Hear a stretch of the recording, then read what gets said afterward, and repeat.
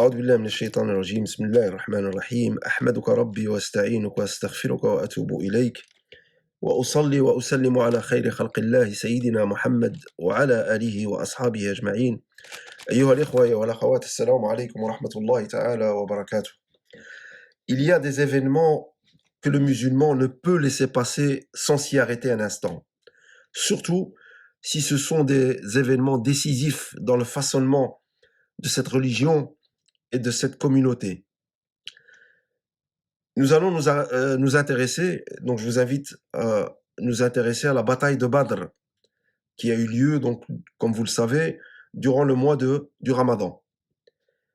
Une bataille qu'on peut décrire comme étant une bataille qui a été commandée du ciel et exécutée sur la terre. Allah Azza wa Jal dit وَلَقَدْ نَصَرَكُمُ اللَّهُ بِبَدْرٍ وَأَنْتُمْ أَذِلَّةٌ فَاتَّقُوا اللَّهَ لَعَلَّكُمْ تَشْكُرُونَ.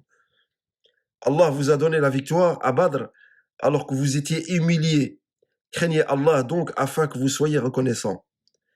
Allah Azza wa Jal a consacré pratiquement, ou une partie d'une sourate, la sourate Al-Anfal, la sourate 8, pour commenter cette bataille. Enfin, Allah Azza wa Jal a appelé cette bataille dans le Coran, il l'a appelée Al-Furqan, le discernement. C'est la victoire du bien contre le mal, du vrai contre le faux. Allah Azza wa Jal dit إن كنتم آمنتم بالله وما أنزلنا على عبدنا يوم الفرقان يوم التقى الجمعان والله على كل شيء قدير. Si vous croyez en Allah et en ce que nous avons fait descendre sur notre serviteur le jour du discernement, jour où les deux armées se rencontrèrent. Donc elle s'est déroulée l'année 2 de l'Hégire, l'année de la légifération du Ramadan et l'année même de la légifération de la Zakat. Et elle s'est déroulée, d'après les historiens, le 17 du mois du Ramadan. Allah Azza wa Jal dit, بعد أعوذ بالله من الشيطان الرجيم أذن للذين يقاتلون بأنهم ظلموا وإن الله على نصرهم لقدير الذين أخرجوا من ديارهم بغير حق إلا أن يقولوا ربنا الله ولولا دفع الله الناس بعضهم ببعض لهدمت صوامع وبيع وصلوات ومساجد يذكر فيها اسم الله كثيرا ولينصرن الله من ينصره إن الله لقوي عزيز. Autorisation est donnée à ceux qui sont attaqués de se défendre parce que vraiment ils sont lésés et Allah est certes capable de leur apporter la victoire. Ceux qui ont été expulsés de leur demeure contre toute justice, simplement parce qu'ils disaient « Allah est notre Seigneur ». Si Allah ne repoussait pas les gens les uns par les autres, les ermitages seraient démolis, ainsi que les églises, les synagogues et les mosquées où le nom d'Allah est beaucoup invoqué. Allah soutient, certes, ceux qui soutiennent sa religion. Allah est assurément fort et puissant. Donc, entre la première révélation, donc Surat Al-Alaq, les premiers versets de Surat Al-Alaq, et cette révélation-ci, de Surat Al-Hajj, ces versets-là, il s'est passé 15 années, au cours desquelles, lorsque les compagnons demandaient au prophète alayhi salatu wassalam de pouvoir se défendre, il leur répondait Kuffu aydiyakum wa aqimus salah. Donc il leur disait je n'ai pas reçu l'autorisation, je n'ai pas l'autorisation de me défendre. Alors les causes de la bataille. Quraysh a envoyé en Syrie une caravane avec à sa tête Abu Sufyan. Cette caravane avait en partie été financée par les biens que les polythéistes mécois avaient spoliés, avaient volés aux musulmans pendant et après les persécutions qu'ils leur firent endurer. Les musulmans avaient abandonné tous leurs biens dans le seul but de sauver leur foi. Ces biens avaient entièrement été saisis. La caravane devait passer par Médine en revenant de Syrie. Le prophète alayhi salatu wassalam, qui avait été informé de sa venue, décida de l'intercepter avec à peu près 313 compagnons. Parmi eux, il y avait des muhajiroun, mais la majorité était des ansar. Abu Sufyan, qui a appris que le prophète alayhi salatu wassalam était sorti, a envoyé un message de détresse à Quraysh qui, après avoir reçu celui-ci, leva une armée de 1000 hommes lourdement armés pour secourir la caravane. Mais entre-temps, Abu Sufyan avait réussi à s'échapper en changeant d'itinéraire. Mais Abu Jahl insista malgré tout pour que la bataille ait lieu. Le prophète, alayhi salatu wassalam, voyant que l'objectif de leur sortie initiale avait changé, décida de se concerter avec ses compagnons. Et il les interpelle en ces termes. Conseillez-moi. Ashiru alayya ayyuhan nas. Abu Bakr et Omar prirent d'abord la parole pour manifester leur soutien au prophète, alayhi salatu wassalam. Un autre compagnon, du nom de Al-Miqdad, prit la parole dans le même sens. Mais le prophète, alayhi salatu wassalam, voulait connaître la position des Ansar et répéta, conseillez-moi. Ashiru alayya ayyuhan nas. Les Ansar avaient promis de défendre le prophète, alayhi salatu wassalam, à Médine. Or là, ils étaient hors de la ville. Le chef des Ansar, Sa'd ibn Mu'adh, radiallahu ta'ala anhu, comprit que le prophète, alayhi salatu wassalam, voulait connaître leur position et tint ses paroles pour réconforter le prophète, alayhi salatu wassalam. Il lui a dit, Wallahi laka annaka turiduna ya Rasulallah. Qala ajal. قال لقد آمنا بك فصدقناك وشهدنا أن ما جئت به هو الحق وأعطيناك على ذلك عهودنا ومواثيقنا فامض بنا لما أردت يا رسول الله فصل حبل من شئت واقطع حبل من شئت وعاد من شئت وقارب من شئت وخذ من أموالنا ما شئت واترك ما شئت والله للذي أخذته أحب إلينا مما تركت فوالذي بعثك بالحق لو استعرضت بنا هذا البحر فخذته لخذناه معك ما تخلف منا رجل واحد وما نكره أن تلقى بنا عدونا غدا إنا صبر في الحرب صدق في اللقاء لعل الله يريك منا ما تقر به عينك فسر بنا على بركة الله. Ô messager de Dieu, tu penses peut-être que les Ansar considèrent qu'ils ne doivent te porter secours que sur leur terre. Au nom des Ansar, je te dis d'aller où tu veux, de t'allier à qui tu veux, de rompre les liens de qui tu veux, de prendre de nos biens ce que tu veux et de nous laisser ce que tu veux. Ce que tu nous prendras aura plus de valeur à nos yeux que ce que tu nous laisseras. Quoi que tu ordonnes, nous le ferons.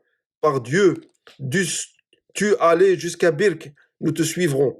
Dus-tu traverser cette mer, nous la traverserons avec toi.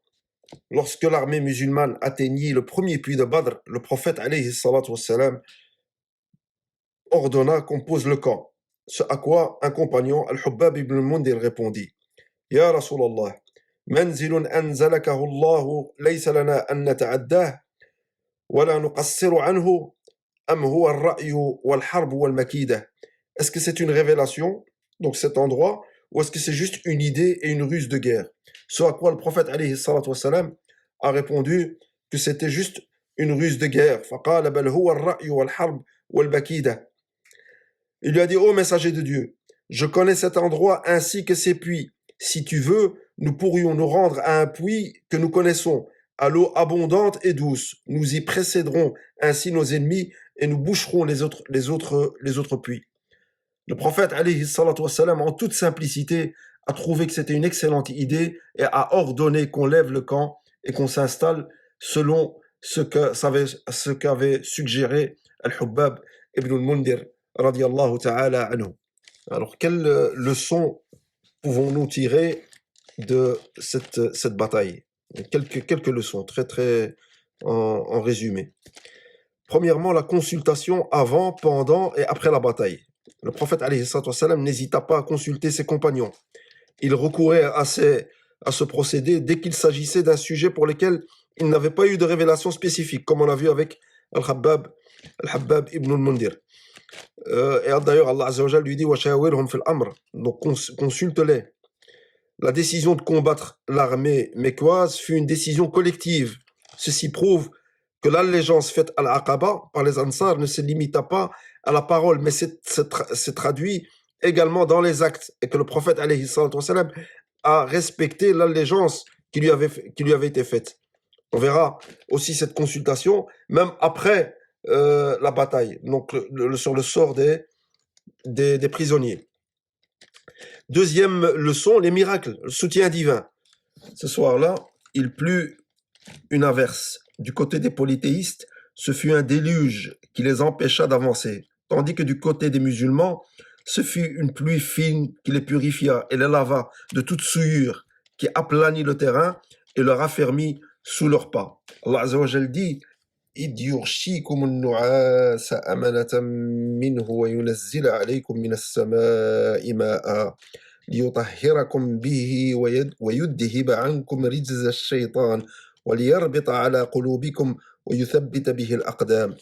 Et quand il vous enveloppa d'un sommeil sécurisant de sa part, et du ciel il fit descendre de l'eau sur vous, afin de vous en purifier, d'écarter de vous la souillure du diable, de raffermir vos cœurs et de raffermir vos pas. Les préparatifs, après avoir pris toutes les précautions et toutes les dispositions en termes de stratégie et de plan de combat, le prophète alayhi salatu wassalam alors se tourne vers son Seigneur. Il a, par exemple, déduit le nombre de ses ennemis à partir du nombre de chameaux qu'il sacrifiait par jour. Ensuite, l'invocation. Le prophète alayhi salatu wassalam a invoqué son Seigneur juste avant la bataille. Il dit, Seigneur, voici Quraysh, ils sont venus pétris d'arrogance et d'orgueil. Ils sont venus te narguer et traiter ton messager d'imposteur. Seigneur, j'implore ton alliance et ta promesse. Abu Bakr radiallahu anhu s'approcha de lui et lui dit, ô messager de Dieu, rassure-toi, par celui qui détient mon âme dans sa main, Dieu accomplira la promesse qu'il t'a faite. Enfin, bien traiter les prisonniers. Le prophète alayhi salatu wassalam ordonna à ses compagnons de traiter les captifs généreusement. Il a dit, traitez-les avec gentillesse. Un prisonnier relate qu'après avoir été capturé à Badr, il a été logé chez une famille médinoise. Il lui donnait du pain le matin et un repas le soir, tel que le prophète alayhi salatu wassalam l'avait ordonné, tandis qu'eux-mêmes ne mangeaient que des dattes. Le prophète alayhi salatu wassalam, même pour les prisonniers, accepta le paiement d'une rançon, selon les moyens de chacun. Celui qui était incapable de payer a été libéré. Alors le diable et ses fausses promesses, autre leçon. Iblis, la'natullahi alayhi, ayant pris la forme humaine, avait intégré les Quraysh qui le suivaient dans tous les sens. Alors comme à son habitude, il fit des fausses promesses, mais dès qu'il était face à la vérité, il a fui. وإذ زين الله عز وجل dit وإذ زين لهم الشيطان أعمالهم وقال لا غالب لكم اليوم من الناس وإني جار لكم فلما تراءت الفئتان نكص على عقبيه وقال إني بريء منكم إني أرى ما لا ترون إني أخاف الله والله شديد العقاب. Et quand le diable leur eut embelli leurs actions et dit « Nul parmi les humains ne peut vous dominer aujourd'hui, et je suis votre soutien. » Mais lorsque les deux groupes furent en vue l'un de l'autre, il tourna les deux talons et dit « Je vous désavoue, je vois ce que vous ne voyez pas, je crains Allah, et Allah est dur en punition. » Le prophète alayhi salatu wassalam s'adressa aux morts de Quraysh. Il faut savoir que 14 des plus grands chefs de la Mecque ont été éliminés, parmi lesquels le pharaon de cette communauté, Abu Jahl, Umayya ibn al-Khalaf, les frères Rabi'a. Le prophète alayhi salatu wassalam s'adressa à eux et il dit « Tribu ingrate envers votre prophète, vous me traitiez d'imposteur alors que d'autres gens croyaient en moi. Vous m'avez abandonné alors que d'autres gens m'ont porté secours. Vous m'avez chassé alors que d'autres gens m'ont accueilli chez eux. Ô Utba ibn Rabi'a, ô Shayba ibn Rabi'a, reconnaissez-vous désormais que la promesse de votre Seigneur est véridique, car moi, je reconnais la promesse de mon Seigneur est véridique. » Omar radiallahu anhu, qui était avec le prophète sallallahu alayhi wa sallam, lui dit « Ô messager de Dieu, pourquoi parles-tu à des hommes morts ?» Le prophète sallallahu alayhi wa sallam lui a répondu « Par celui qui détient mon âme dans sa main, déclare le prophète, vous ne m'entendez pas mieux que eux, bien qu'ils soient incapables de répondre. » Et enfin, la valeur des gens de Badr.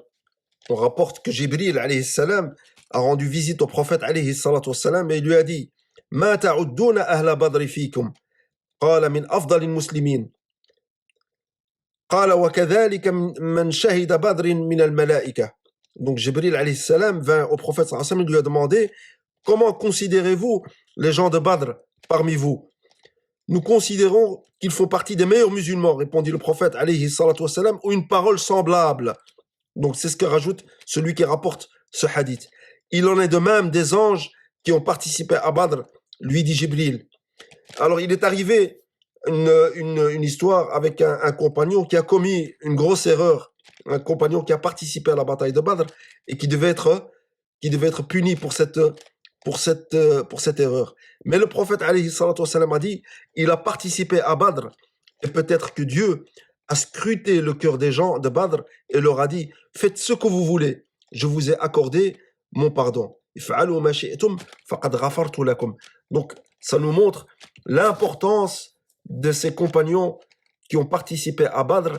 Ils étaient au nombre de 313. On rajoute Uthman ibn Affan radiallahu ta'ala anhu comme 314e, puisque il avait une excuse valable. Son épouse, la fille du prophète alayhi salatu wassalam, était malade et il n'a pu participer à cette bataille. Et le prophète alayhi salatu wassalam l'a considéré parmi les Badrites, puisqu'il a même eu droit à une part du butin.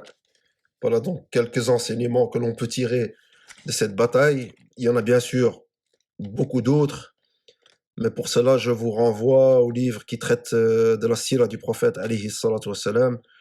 Il nous faut tirer des leçons et nous inspirer des exemples et du prophète bien sûr alayhi salatu wassalam et de ses compagnons, que ce soit en termes de sacrifice, en termes de courage.